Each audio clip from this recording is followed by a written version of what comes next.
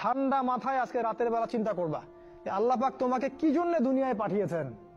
একটু চিন্তা করবা, 1 মিনিট একটু চিন্তা করবা যে তুমি পৃথিবীতে নাই, তুমি পৃথিবীতে নাই, তুমি মারা গেছো। চিন্তা করবা তুমি মারা গেছো। এরপর চিন্তা করবা তুমি যে মারা গেছো পৃথিবীর কারো কোনো সমস্যা হচ্ছে কিনা।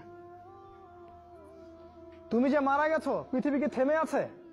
তোমার পরিবার থেমে থাকবে? তোমার শিক্ষা, তোমার বন্ধু বান্ধব, তোমার আত্মীয় স্বজন কেউ থেমে থাকবে? কেউ থেমে থাকবে না।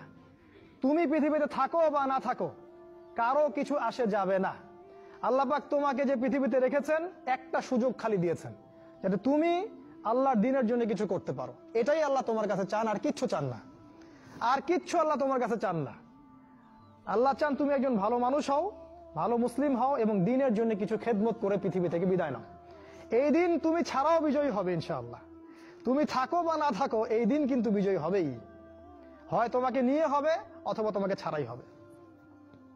জীবনের উদ্দেশ্য ফিক্স করো। জীবনের উদ্দেশ্য একটাই, জান্নাত। জান্নাত পাওয়ার জন্য যা করা দরকার তাই করতে হবে।